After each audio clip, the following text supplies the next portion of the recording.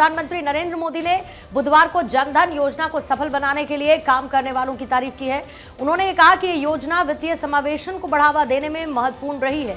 प्रधानमंत्री ने कहा कि आज हम एक महत्वपूर्ण अवसर मना रहे हैं, जनधन के 10 वर्ष।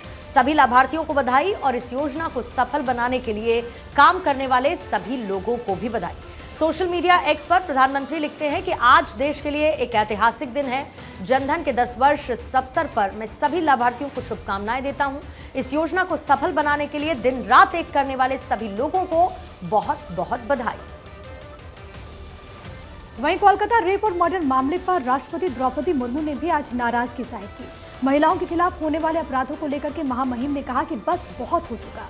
द्रौपदी मुर्मू ने कहा कि घटना बहुत ही दर्दनाक और खौफनाक थी। राष्ट्रपति ने कहा कि कोलकाता में डॉक्टर के साथ बलात्कार और बर्बर हत्याकांड हताशा से उपजा हुआ है और ये बहुत ही भयभीत कर देने वाला है। केंद्र सरकार ने संघ प्रमुख मोहन भागवत की सुरक्षा और मजबूत किया है। उन्हें अब प्रधानमंत्री नरेंद्र मोदी और केंद्रीय गृह मंत्री अमित शाह जैसी सुरक्षा मिलेगी। दरअसल गृह मंत्रालय ने मोहन भागवत की सुरक्षा को Z+ की कैटेगरी से बढ़ाकर ASL यानी कि एडवांस सिक्योरिटी लिएजॉन में बदल दिया है। RSS प्रमुख को अभी तक Z+ श्रेणी की सुरक्षा मिलती थी। सूत्रों के मुताबिक गृह मंत्रालय ने कई जगहों पर मोहन भागवत की सुरक्षा में ढिलाई देखी, जिसके बाद ही उन्होंने नए सुरक्षा प्रोटोकॉल पर काम करना शुरू किया और RSS प्रमुख की सुरक्षा को और मजबूत करने का फैसला लिया है। ऐसा भी बताया जा रहा है कि कई भारत विरोध संगठन उन्हें निशाना बना रहे हैं। उनकी सुरक्षा बढ़ाने जाने को लेकर के सभी राज्यों और केंद्र शासित प्रदेशों में इसकी जानकारी दी गई।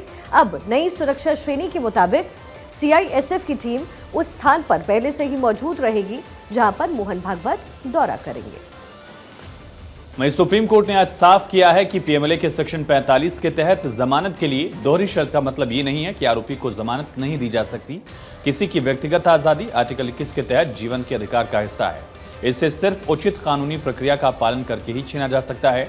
सुप्रीम कोर्ट ने साथ ही ये भी साफ किया कि PMLA के तहत हिरासत के दौरान कोई आरोपी जांच अधिकारी के सामने अपने अपराध को स्वीकार करने का जो स्टेटमेंट देता है उसे अदालत में यूं ही सबूत नहीं माना जाएगा।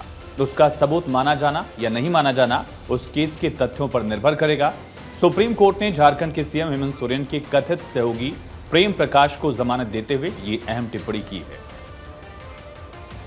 बीजेपी नेता अर्जुन सिंह ने बंगाल के भाटपारा में पार्टी नेता की कार पर 6 राउंड फायरिंग करने का दावा किया है।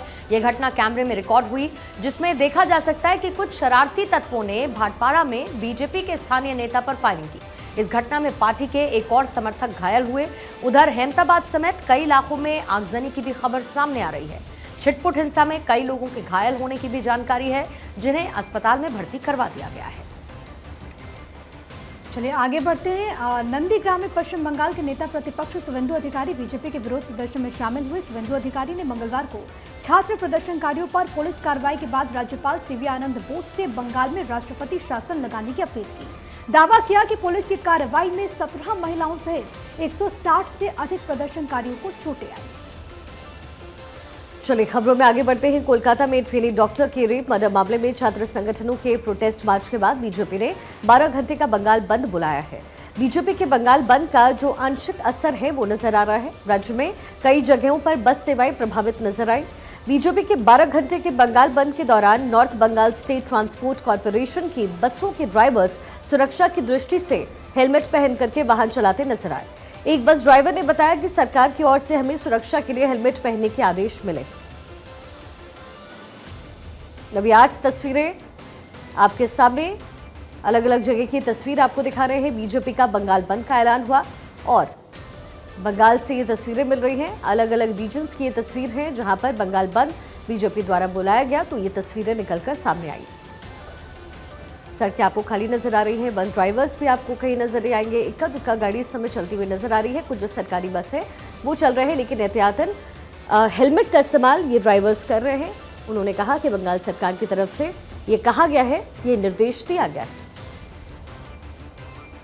वहीं झारखंड के धनबाद में 5 जगहों पर CBI टीम ने छापेमारी की है। धनबाद में CBI की टीम ने हाउसिंग कॉलोनी में फेमस रेडियोलॉजिस्ट डॉक्टर प्रणय पूर्वे उर्फ SP पूर्वे, मटकुरिया में GTS कंपनी के मालिक गुरपाल सिंह के घर और दफ्तर में छापा मारा। इसके साथ ही इनकम टैक्स ऑफिस सरायढेला में अमन दारुका और पुराना बाजार में विपिन प्रिंटिंग प्रेस के मालिक अशोक चौरसिया के आवास पर छापा मारा। लगभग 10 से 11 घंटे की रेड के बाद सीबीआई टीम 3 लोगों को गिरफ्तार कर अपने साथ पटना ले गई। सीबीआई के हाथ गुरपाल सिंह के यहां से अहम दस्तावेज लगे हैं, साथ ही इलेक्ट्रॉनिक गैजेट्स को भी जब्त किया गया। फिलहाल सीबीआई आगे कार्रवाई में जुटी हुई। राजस्थान के सीकर में राष्ट्रीय राजमार्ग संख्या 52 पर नदी पुलिया के करीब दर्दनाक सड़क हादसा हुआ। यहां पर एक ट्रेलर की तेज रफ्तार एक बार फिर से कहर बनकर परिवार पर टूट पड़ी है।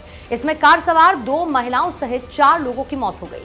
सीकर से जयपुर जाते समय रिगिस नदी के पास यह हादसा हुआ है। आगे चल रहे ऑटो कार के पीछे से तेज रफ्तार ट्रॉले ने उनको टक्कर मारी। कार ट्रॉले के नीचे आ गई। करीब आधे घंटे की मशक्कत के बाद पुलिस और स्थानीय लोगों ने इस कार को बाहर निकाला। कार में सवार 4 लोगों की मौके पर ही मौत हो गई। पुलिस के मुताबिक सड़क मार्ग पर किसी जानवर को बचाने की वजह से यह हादसा हुआ है, जिसकी वजह से आगे चल रही कार को ट्रॉले ने अपनी चपेट में ले लिया।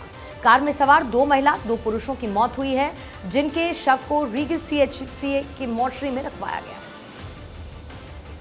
वहीं बिहार की बात करेंगे। अपराधी बेलगाम हो गए हैं। सहरसा में अपराधियों ने 2 लड़कियों समेत 3 लोगों को गोली मार दी। तीनों को सदर हॉस्पिटल में एडमिट कर दिया गया है। वारदात बनमा इटहरी थाना क्षेत्र के मखदूमपुर की है। देर रात तीनों मेला देखकर लौट रहे थे और इसी दौरान अपराधियों ने वारदात को अंजाम दिया। वारदात के बाद इलाके में हड़कंप मचा हुआ है। आसपास के लोगों की भीड़ जुट गई। इधर सूचना मिलते ही पुलिस मौके पर पहुंची, छानबीन में जुट गई है। लोगों के मुताबिक पुराने विवाद को लेकर के इस घटना को अंजाम दिया गया। आरोप है कि पड़ोस में रहने वाले मोहम्मद साहिब ने अपने भाई के साथ मिलकर वारदात को अंजाम दिया। पीड़ित मोहम्मद अफसर ने बताया कि वो कुछ दिन पहले साहिब से कुछ विवाद हुआ था। उसने कोर्ट में केस भी किया था। टिमरी बख्तियारपुर से रेफर होकर के 3 गन शॉट यहाँ पर आया और यहाँ पर हम एक्सरे करवाए तीनों मरीज का। तीनों के पैर में और एक को पेल्विस रीजन में गोली लगी हुई है। सर्जन को कॉल दिए हैं। सर्जन 8 बजे आने की बात कहे हैं। आने के बाद फिर उसका जो आगे प्रक्रिया होगा वो किया जाएगा। अभी तक तो गोली अंदर है। पेशेंट बट तीनों स्टेबल है। जो जहाँ ट्रीटमेंट होना चाहिए हम सब कर दिए हैं। पेशेंट की अभी स्थिति जैसे ही सूचना मिला हम लोग वहाँ पर मौके पर तुरंत पहुँचे और अविलंब लोग को बख्तियारपुर भिजवाए हम लोग। उसके बाद यहाँ पे आया लोग सदर में रेफर किया गया। इसमें वहाँ पे जांच हम लोग अभी कर रहे हैं, क्या मैटर है क्या नहीं है। अभी कोई स्पष्ट जानकारी नहीं हो पाई है। उसी में लगे हुए हम लोग जाँच पड़ताल कर रहे हैं, पूछताछ कर रहे हैं। होने के बाद हरियाणा के बहादुरगढ़ में पुलिस और बदमाशों के बीच मुठभेड़ हुई और इस मुठभेड़ में दोनों तरफ से जमकर गोलियां बरसाई गई। मुठभेड़ के बाद पुलिस 3 बदमाशों को गिरफ्तार करने में कामयाब रही। साथ ही इनके पास से पुलिस को 3 अवैध पिस्टल भी बरामद हुए। गिरफ्तार हुए तीनों बदमाशों के पैर में गोली लगी है और उन्हें इलाज के लिए बहादुरगढ़ के ट्रॉमा सेंटर में भर्ती करवाया गया। इन बदमाशों पर दिल्ली जल बोर्ड के कर्मचारी दीपक मांझी के अपहरण और हत्या का केस दर्ज है।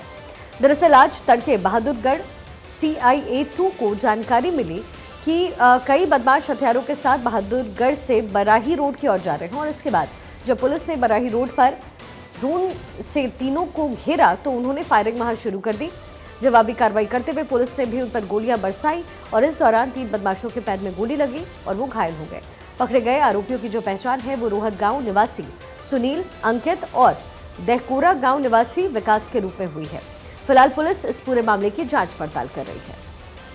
16 तारीख की बात थी तो एक दिल्ली से एक लड़का सांपला आया था ITI में और उसका किडनैप करके 5 लाख की फिरौती मांगी गई थी। आसुदा SHO और सांपला टीम चाहिए रोहतक की टीम ने एक बंदे को फिरौती के पैसे लेते हुए काबू कर लिया था। एक बंदा उसको भाग गया था। रविंदर इंस्पेक्टर उसकी टीम को रात को इन्फॉर्मेशन मिली कि जो किडनैप किया था, मर्डर किया था और उसमें बराई फाटक के पास में आगे चल गए ने और मुठभेड़ हो गई। पुलिस पार्टी फायर किया जिसमें पुलिस ने अपने बचाव में उनके ऊपर फायर किया तो उनके पैरों में गोलियां लगी।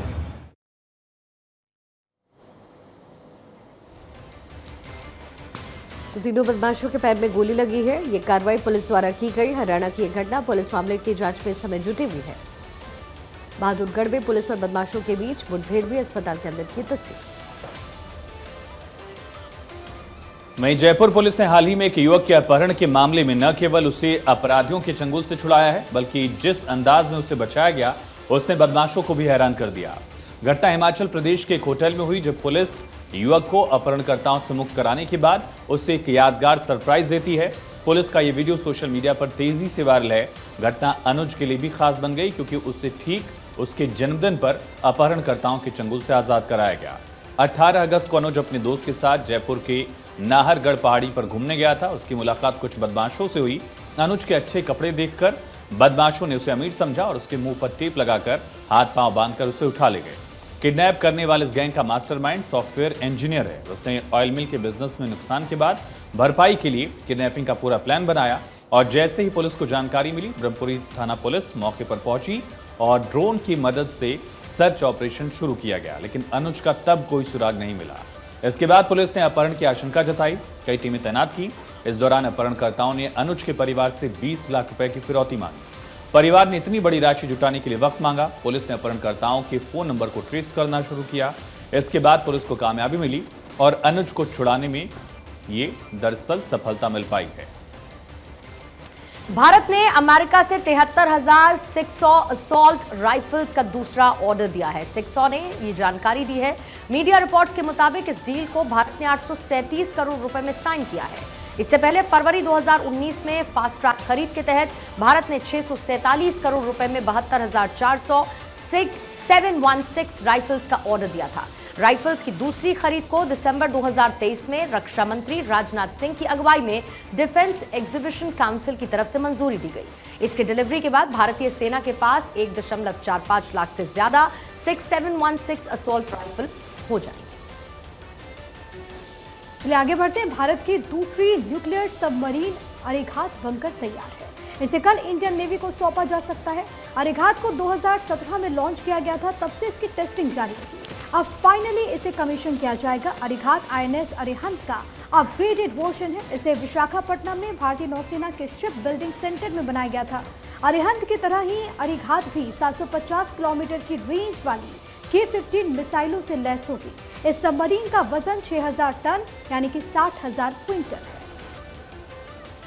दिल्ली शराब घोटाले में फंसे आम आदमी पार्टी के नेता संजय सिंह, मनीष सिसोदिया और बीआरएस नेता के कविता को सुप्रीम कोर्ट से जमानत मिल गई है। हालांकि इस पूरे केस में सबसे हाई प्रोफाइल नेता अरविंद केजरीवाल को अभी भी रिहाई का इंतजार है। केजरीवाल को प्रवर्तन निदेशालय के मामले में सुप्रीम कोर्ट से जुलाई में जमानत मिल गई, लेकिन फिर सीबीआई के मामले में अब तक फैसला नहीं आ पाया। इस पूरे मामले में अब अगली सुनवाई जो होगी वो 5 सितंबर को होनी है। जानकार कहते हैं कि जांच एजेंसियों ने केजरीवाल को इस पूरे घोटाले में किंग पिन बनाया है, लेकिन मंगलवार को कोर्ट ने जिस तरीके से सबूतों से लेकर के सरकारी गवाहों पर सवाल खड़े किए हैं और एजेंसियों से सवाल पेश किए हैं, उससे संभव है कि केजरीवाल को भी जल्द से जल्द राहत मिल जाए। यानी सिसोदिया और के कविता की बेल के बाद अब केजरीवाल की रिहाई की उम्मीदें भी बढ़ गई हैं। वहीं बात जम्मू कश्मीर चुनाव की, जहां पीडीपी प्रमुख महबूबा मुफ्ती ने कहा कि उमर अब्दुल्ला ने खुद कहा है कि उन्हें चपरासी के तबादले के लिए राज्यपाल के पास जाना पड़ेगा। हम कानून पारित नहीं कर सकते। मैं ऐसे मुख्यमंत्री पद का क्या करूंगी? जब नौजवानों को नहीं छोड़ सकती तो क्या फायदा ऐसे चीफ मिनिस्टर बनने से? पीडीपी जो एजेंडा लेकर आती है उस पर काम करती है। 370 को रिस्टोर करना बहुत जरूरी है, इस पर जोर दिया महबूबा मुफ्ती ने तमाम बातें कहते हुए। मैंने पूरे मुल्क की लीडरशिप को लाया और हुर्रियत के दरवाजों पे गए वो कि आइए बताइए हमें क्या है। तो मैंने बहुत ही पावरफुल चीफ मिनिस्टर रही हूँ। मेरी असेंबली बहुत पावरफुल थी, हमारे पास रेजिड्यूरी पावर्स थे।